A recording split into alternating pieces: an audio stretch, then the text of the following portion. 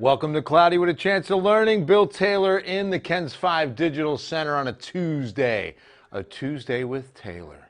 So glad you're joining us. Welcome into our live interactive weather classroom. Today, we're talking about the Edwards Aquifer, the primary source of water in San Antonio for San Antonians and all of future San Antonians. So that's kind of why I wanted to, get that out early in the sense of what the discussion typically is about the Edwards Aquifer, and that's conservation, making sure that we have enough water at our disposal and at our ready as this city grows incredibly fast. So there's been concern over the last 10 years, I'll give it, of how much water and how much demand we put on the aquifer. Speaking of water, I've got radar up behind me. You can see it. Take a look at this. It is a pretty active radar. Just in the last couple of hours, we've hit what's called the old convective temperature. And that's what'll flare up these little sea breeze downpours, and there's several of them. Hi there, Christy. Good to see you. There's Stacy Malfitano. How you doing, Stacy Malfitano? Anytime I see a paisan, it just happens. Art Gonzalez is here. Kevin Tucker, good to see you. How you doing, Sarah? Good to see you here. Kara Brumgard. I guess she's in the path of a downpour. Nothing that you're looking at on this radar is severe. I like to preface that anytime we see anything on radar. We are really we're experiencing storm fatigue this spring. Last couple of springs, I promise you, 2019 spring was very active. So when I consider that, I really think about how much, we show you the radar and have to warn you that, what we're looking at is not severe at this moment. Although we're now getting a little thunderstorm there near Seguin. Let's get in there tight and show you what's happening in Guadalupe County. Just off to the east of San Antonio, little thunderhead.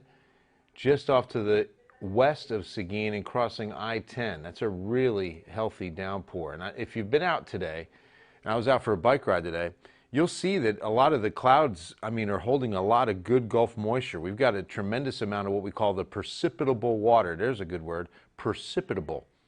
If you could spell precipitable, write it down and send me the email, okay? Or even post it on the comments. But if you write it on the email, maybe write it out on a piece of paper, show it to me, precipitable, and we'll put it on Funtime Friday Pictures this week. That'd be cool. Precipitable and meteorological. That one stumbled Sharon Coe at 4 o'clock yesterday. We were having some fun. Hey, what's up, Rick? Steven, good to see you. Thunder and Marion. David, yeah, that's the one we were just looking at. One isolated little thunder shower. Need some more at Medina. Medina Lake at 68%. Despite all this rain, remember, there's a great strain, no pun intended, on the water of the Medina Lake. A lot of people and agencies drawing from that, and because of that, that lake level is at only 68% despite all the rain. Canyon Lake, on the other, in another case, is 98%. I had to think of it. Okay, so look at the healthy downpours over Atascosa County, pulling in near Pearsall. There's also a few good rain showers in southern Medina County, just off to the west of Devine, kind of skipping around Devine a little bit. In fact, you see one little thunder shower there just for a second. And that's what will happen. These are sea breeze showers, pretty much western Gulf moisture. This is not in association with Tropical Depression number 3. We can talk about that for a minute, too. There's some good rains coming down near Beeville and Goliad. Precipitable, there it is, Brianna, nice, perfect, 100. Jennifer gets it, got it, perfect. There goes Becky, nice, and meteorological for the bonus points. Becky's going on to our bonus round. I was a game show host. I digress so much, don't I? Don't you love my Facebook Lives? I go, pew, pew, pew, pew. And I know what goes on inside this head, which is usually pretty dark and scary. So when I first got here, it was 1996. It was by 97 or 8 at the latest, I know 98, that the great Van Williams, who used to work with us, he's in Houston now. Van Williams sat me down in his office. He said, Bill Taylor, we're going to launch a game show. We want you to be the host. It's going to be called Lone Star Know-It-Alls. And Lone Star Know-It-Alls was all Texas trivia, Lone Star Know-It-Alls. And it was played a lot like Jeopardy, where you had point values, not dollar values, and different topics. Women of Texas, Dallas Cowboys, government, you know, just all different, and it was all Texas, and we shot it all out at SeaWorld. And we shot, in the course of 2.5 weeks, we shot like 2 or 3 shows per day, had a live studio audience, and then it was distributed all throughout the state of Texas. I mean, from Amarillo TV stations to Beaumont to the Valley, and I was on statewide. It was a good, about a 1.5 to 2 year run. It was about a 1 year run on Ken's, but then statewide it was up to about 2 years before it ran out. But it was fun. It was a lot of fun. Lost me? How? Uh-oh. We still okay? Everything's good on this end. Might check your connections. The feed froze. Oh, I see what you're seeing. I'm seeing it too, because I've got my Facebook out right in front of me. Let's see when it stops freezing. Good thing I didn't get into the topic at hand, our Edwards Aquifer. Jerry's watching. Are we back yet? Feed is frozen. Look at all the precipitables.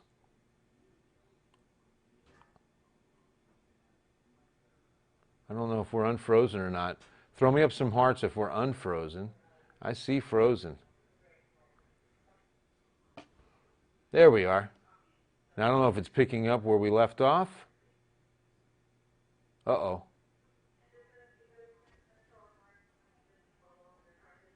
We still live?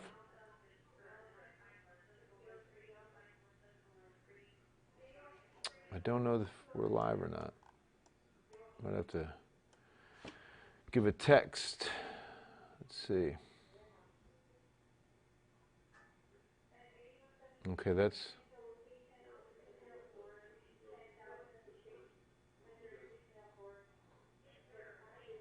I'll go back into Facebook, try to pull this up, because I might just keep talking here since we're possibly still alive. There's Kristen. Hold on.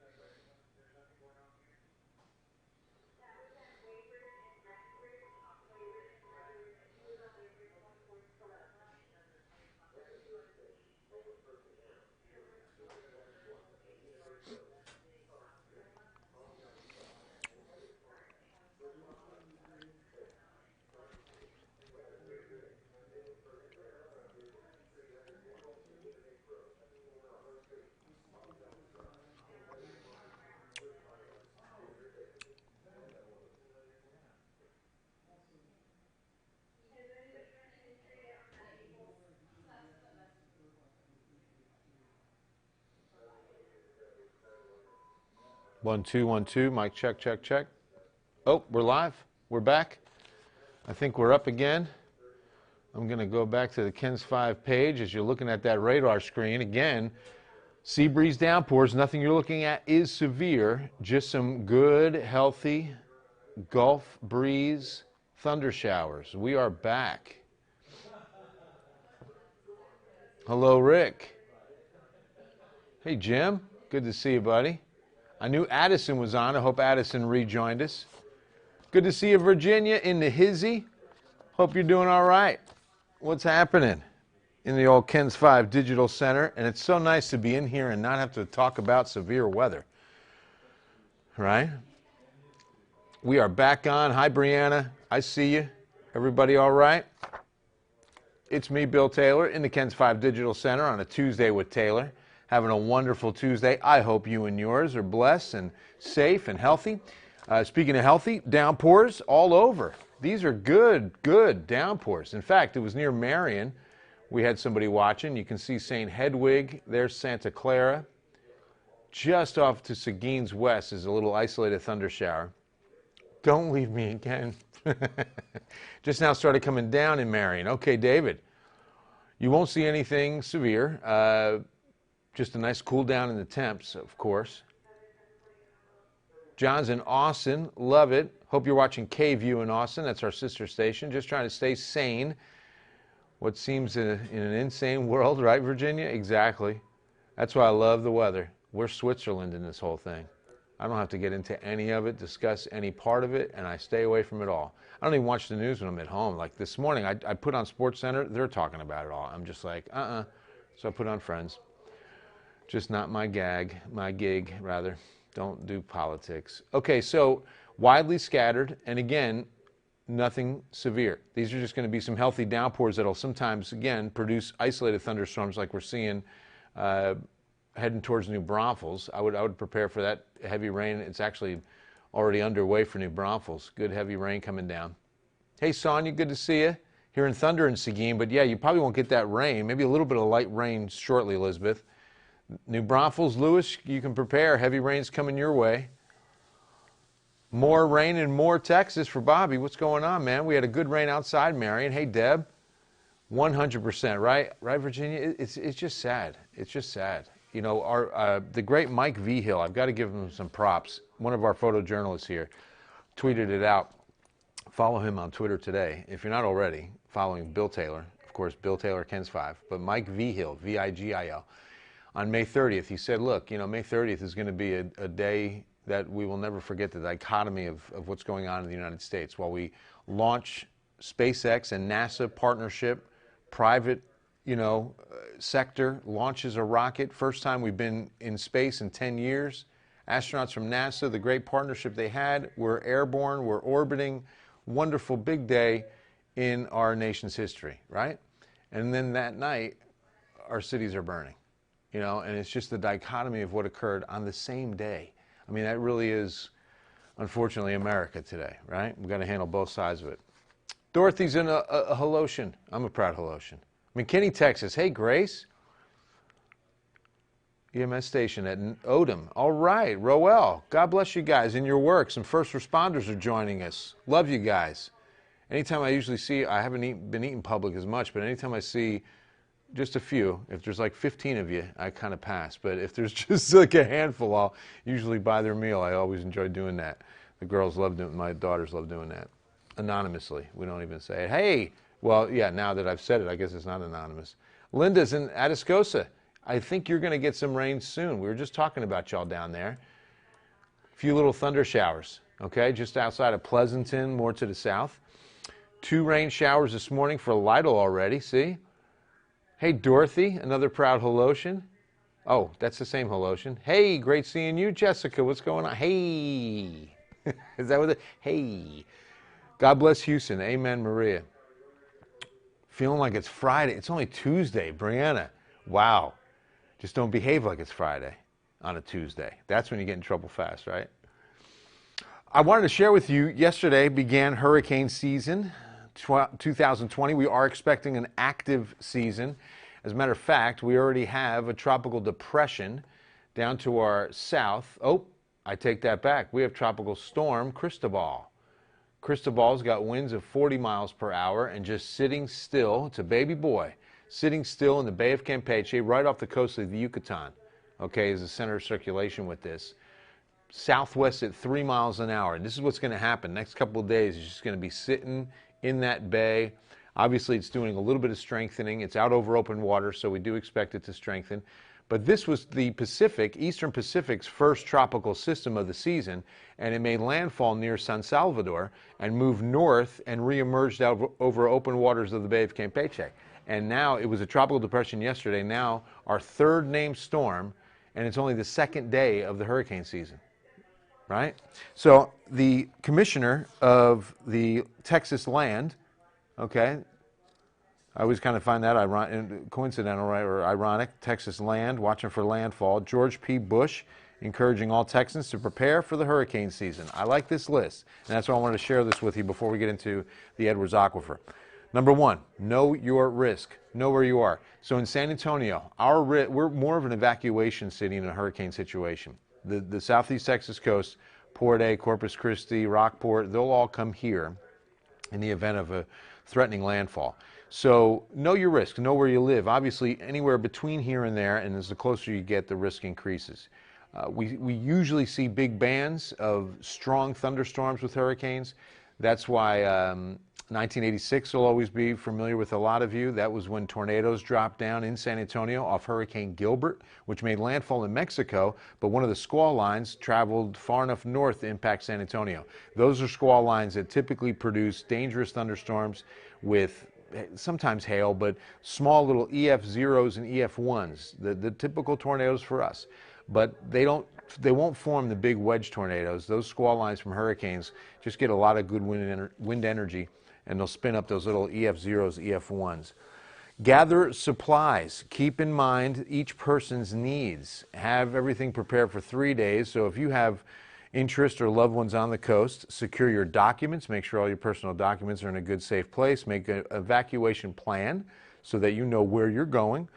Usually the last-minute decisions are the worst ones. You know, you want to have the plan ready so that you just check it off. We're doing this next, and then we do that. And then protect your property. A lot of you have property down along the Texas coast. Make sure that it's prepared for the season. And what's so nice about hurricanes, in a sense, you know, we've never been more prepared for them. We know about them so far in advance that we can easily get out of their way until they're done and through, okay? They're part of the Earth's process of cooling. It's a very important process of the Earth. But we're not talking hurricanes today. We are talking Tropical Storm Cristobal down in the southwestern or South Gulf Bay of Campeche, technically. So we do expect it to stay there for the next few days. And I'll tell you that there is computer model suggestion that it will drift off to the north by Friday, Thursday, Friday time frame. It starts a northern jog. So we're looking at the central Gulf over the weekend. We still have plenty of time before any South Texas impact, but that's not even a sure thing. I mean, once it gets to the central Gulf, it could go from Louisiana to Alabama to Texas. I mean, the steering currents by next week and a half, it's just too soon to tell exactly what this thing will do.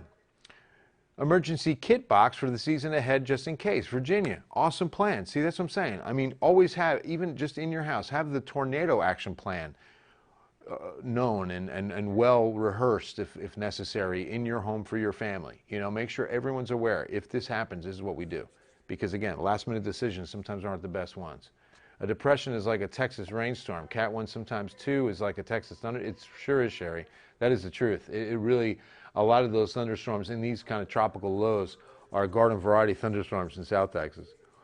And that's what you're seeing on the flare-up right there. Oh, you're not seeing. On the flare-up right there. Around the low, which is where Cristobal's centered, that big flare-up of thunderstorms, this is an infrared satellite imagery, so the brighter those clouds, those big tops in that pink and dark red, those are the coldest cloud tops, and that's why they display that color. The color table is looking for the coldest to warmest. The coldest will be that brightest pinkish color, and that's what's flaring up, especially on the eastern, northeastern side of the low. So we'll be watching Cristobal in the coming days. But like I said, impact for South Texas a week and almost 2 weeks from now, if at all. All right, so today we're talking about the Edwards Aquifer. If you're new to our city, you do know this, that this is our primary source of water in the city of San Antonio. Another aquifer system takes over for the eastern side of the county and up the I-35 corridor. And then we also, I just saw a story on it last week, we're going to be tapping into another water source to help kind of alleviate the demand on the Edwards Aquifer, which is really good. But let me give you kind of a wide view angle of the Edwards Aquifer. This is off of the Edwards Aquifer Authority's website. And you might be able to read some of those text boxes, but the most important thing is to get kind of an idea of what the aquifer looks like from a cross-sectional view. So you can see that the top is going to be the land surface, and we're looking at a cross-section view of everything beneath it. So it's underground areas, this aquifer system, that hold enough water to provide a usable supply, you know, for its residents, okay? We are in what's called a karst, K-A-R-S-T aquifer. That basically means it consists of porous, and you can see by the description, or I should say illustration here, a more of a honeycomb formation of limestone. That's all limestone, okay? And they're kind of like conduits where the water travels and is stored, and you can see how it's just in all different angles. I mean, there are lakes down in that area, very, large lakes of water. The question sometimes is how can we tap into some of those lakes, right? Some of that water might not even be usable. It might not even be practical for us to get to it. So even though we sometimes hear that science will tell us that there's a lot of water down there, nothing to worry about. Well, yes, there is a lot of water down in there, and we're discovering new areas all the time. But is it practical? Is it usable? Is it something we can get to? So here's the cool part. What you're looking at goes all the way back 105 million years, allegedly, right? Estimate. It's the age of dinosaurs. Now, that's true. We know dinosaurs were here. How long ago? 105 million years are estimated. That at this time, this region was all a shallow layer of sea. This whole area was underwater, okay? And that sea held a vast collection of coral, what they call forams, gastropods, a lot of different carbonate matter, algae, calcium carbonate, all precipitated from that warm ocean water, and that helped to thicken up all that settlement. And then 65.5 million years ago, mass extinction event occurs. Almost all dinosaurs disappear, with the exception of the birds, right, and the alligators. And we make way for the age of mammals. I mean, that's kind of the history, but it goes back that far, okay? And then plate tectonics in south central Texas. You know how all the plates are shifting underneath the Earth's surface. Huge plates that hit each other. Some go down underneath the others, subduction, lateral areas of plates, but plate tectonics goes to work. And I took I do owe you guys an apology for a little bit of a late start today. Scary tornado. Oh, it was scary. Oh, you guys are talking tornadoes. Did you know that rivers come from the mountains and run down to a lake or pond? Absolutely. Way to go, Jesus. Yes, Sherry, good to see you. Portable generator, good investment. Absolutely, Roel. Absolutely. So yeah, one of the reasons, again, I'm sorry for starting a little bit late today on our classroom, but I wanted to get out all the questions I could find, most updated ones, about the aquifer. Who's this Edward guy? What is the J17 well? Those are the things we're going to get to today. But it was very interesting. These are, again, looking into this, and what I realize is about the plate tectonics role in all of this. And that's something I never really explored or read about. So it's a classroom where, the teacher's even learning. South Central Texas was uplifted. The Gulf of Mexico subsided. This was what happened with the plate tectonics to kind of shape up our topography here in South Texas. Now, the resulting heat and pressure caused the soft carbonate muds to turn into the hard limestone that formed the Edwards Plateau. So let me get that picture back up, and you see that's the Edwards Plateau across the top. See where that cloud is on the left side of your screen? Drainage area, and that brownish area, that's kind of where it says recharge zone, artesian zone across, that's considered the Balcones Escarpment, or the Edwards Plateau. So the hinge line between that uplifted plateau and the subsiding gulf caused all these rocks to fracture, to fault, and that is what formed the Balcones Fault Zone. We do have a fault zone that runs through south central Texas, the Balcones Fault Zone. Now, has it ever produced a big earthquake? No, it hasn't. But a fault area, sometimes it could, right? But it's not a very active fault line, because a lot of the small earthquakes, by the way, that we've experienced in south central Texas have to do with fracking, not the Balcones Escarpment and the Balcones Fault Zone, because that's up through here in the Texas Hill Country, okay? A lot of those small little earthquakes that have occurred have been down southeast of here near Karnes City, or out northwest of here near San Angelo, spots where they're doing a lot of that fracking.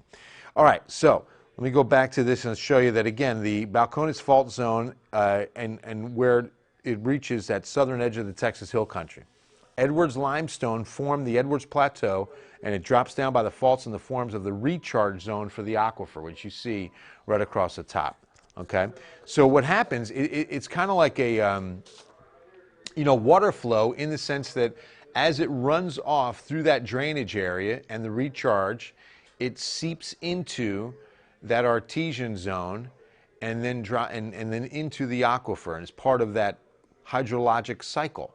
Okay, the movement of that water, very slow. Okay, these are all a lot slower than surface streams that you're used to or rivers that you see. Okay. In fact, here I'm reading here now that in limestone terrains, commonly called karst terrains, water may flow beneath the surface into caves to emerge at springs. That's what we have, like the San Pedro Springs. So groundwater velocities can be much faster in karst terrains, that's what this is, than in other aquifer types, like sand or gravel aquifers. Okay, that's not ours. Ours is karst, but there are also sand and gravel ones where the water is going to be moving a lot slower. Karst aquifers are characterized by the presence of soluble rock, caves, sinkholes, sinking streams, and springs. So that's what you're looking at. All of those different little sinkholes and caves that are beneath it in that limestone. The Edwards Aquifer, a karst aquifer noted for rapid recharge of water, rapid groundwater velocities in that recharge zone. In fact, the groundwater velocities are measured at more than 1 mile per day in some areas. Wow, that's pretty cool. So that's our Edwards Aquifer. Isn't that neat? Now, one of the things that we do each and every day on KENS 5 is give you the aquifer reading. Like, we give you a level. Okay, it looks like this. So this will be today's, and we also like to put the rain on it so that we have a radar picture as to where that rain fell in relationship to the drainage area, the recharge zone, and the artesian zone. And you'll see those downpours today, this is current, moving right across those regions. So this gives you more of a bird's eye view on the coverage of the drainage area and the recharge zones. Now let's talk about this level, okay? And this was one of the frequently asked questions on our aquifer website, which, by the way, if you have more questions or want to look into this even further and want to get the wealth of knowledge, it is the Edwards Aquifer Authority, the EAA.org is the website. Okay, that's where all this information can be found. So, this J17 well is in eastern Bexar County. It's out by Fort Sam Houston. So this is one well's reading, and today's reading is 672.2 feet. So the first number we give you is a 24-hour change on that top number. And there's been no change. That was the exact reading 24 hours ago. 10-day average. So over the last 10 days, today being number 10, we've averaged a level of 669.8. And then for the month of June, our level average is 662.8. Okay? So we're 10 feet above our June average right now, and that's really good. So these recent rains, boy, we're just in time. If you remember, it was back before these rains really got started, I would say 2.5, about 3 weeks ago. And that 10-day average was at 662. And see what happens, the 10-day average is a crucial number. The 10-day average is what the Aquifer Authority and the San Antonio Water System use as the triggers for water restrictions. So when we have that 10-day average hit 660 feet, they will issue stage 1 restrictions. We can only water, well, I say hose water, you can do that every day, except the weekends. But on weekdays, if you're hose watering, you can do it every day. If you are irrigating, if you have a sprinkler system, you can only use that once per week on your given day. And that's designated by your address. Okay, 0 and 1, they water on Mondays. 2 and 3 on Tuesdays. 4 and 5, and so on. So, and it's only between the hours, it's after 10 and before 7 that you don't want to water. You know what I'm saying? Between 10 and 7, no watering. So before 10 a.m., after 7 p.m. Those are the best hours. And so when we start getting into those water restrictions, again, 660 stage 1, every 10 feet you go to another stage and the restrictions go up, okay? So you carry over the restrictions from the previous. So when you get to 650 feet, we go to stage 2. 640 feet, we go to stage 3, which has never happened in San Antonio, by the way. And when I first got here in '96, the stage 1 trigger was 650 feet, 650. And then as the city was growing, the Aquifer Authority and the city of San Antonio decided we need to up these levels. We need to start conservation sooner because people are moving here at an incredible rate and the demand on the aquifer is going up fast. So they decided to move it up 10 feet. So now the stage 1 trigger, 660 feet. Stage 2 is 650. So again, we were about 2 feet away from stage 1 restrictions when the rain started, and now, just 2.5, 3 weeks, we're up 7, almost 8 feet full, 8 feet jump, 8-foot jump in those 3 weeks of rain. So it's been fantastic. And really, if it hits this area, that's why, again, I love to show you this, because if it hits that area like it is today, these are all good recharge rains. Hi, Pebbles, good to see you. What's happening? I used to know a Pebbles years ago in Louisiana. In danger? No. We're in no danger, Chata. All is good. All right. So now, back to this description on what this level means, because here's one of our frequently asked questions. Does this measure how far down it is until you hit water at the water table? No, it is not. Generally, confined aquifers do not have water tables. The Edwards limestone is confined between two relatively impermeable formations and is always saturated. The only place where a water table exists is near the recharge zone where there are no overlying layers. The aquifer level report that you're looking at has nothing to do with how far down it is until you hit water in the main body of the aquifer. It's a measure of how much pressure is being exerted on water in the formation at the location of the test well. So when recharge enters the aquifer, its weight exerts pressure on water already there. That pressure forces water up through the openings like the springs and the wells. And this is one of those wells, the J17 that today measures 672.2. So it's a pressure reading. It's not as much of a water level reading. The aquifer level is indicating the top of the water surface in the test well, hundreds of feet above the actual Edwards limestone. A good indicator well is one that never becomes artesian. Water is never forced so high that it flows out without pumping. Okay, so that's what an artesian well does. I mean, it'll never come out of this well. It'll always be a pressurized reading of that water level, okay, above the limestone. So 672.2, no change in the last 24 hours. Sometimes, because again, it's a pressurized thing, it's not too often, but sometimes we won't have any rain and the aquifer will go up a fraction of a foot. I mean, it's never a big jump, but sometimes just that pressurization will occur and we'll get a little bit of a bump, and it didn't even rain. But rain is number one in that drainage area zone, and we get a good result of that. So really cool stuff. Again, if you're just kind of tuning in, let me show you again. This is a really good way to look at it. The Edwards Aquifer cross-sectional view, and you get an idea of that limestone. You get a really good picture there. Now, how did the Edwards Aquifer get its name? This is an interesting story. So, why is it the Edwards Aquifer? Well, it goes to the first people accurately describing the aquifer and how it works. So it was two geologists, R.T. Hill and T.W. Vaughan, who wrote an 1898 report entitled The Geology of the Edwards Plateau and Rio Grande Plain, adjacent to Austin and San Antonio, Texas, with references to the occurrence of underground waters. So it was for the U.S. Geological Survey. They wrote this back in 1898. And in the report, the authors gave that limestone that makes up the aquifer the name Edwards. It had previously been known as the Caprina limestone, but that name was abandoned because it is a paleontologic, what? Paleontologic. Whew. Breathe, Bill. Paleontologic. That's a cool word. All right, so here's the story. That the name was abandoned. Caprina limestone used to be the name of it, but they abandoned that name because it is a paleontologic term, and geologists prefer that rock formations have geographic names. So the geographic area in the vicinity of the groundwater that Hill and Vaughan were describing was the Edwards Plateau. That was already named. So they substituted the geographic name Edwards for Caprina. Edwards Plateau was named after Edwards County, organized and named in 1883. Edwards County, this is going to be Rock Springs, Texas. Rock Springs is the county seat of Edwards County and in the KENS 5 viewing area.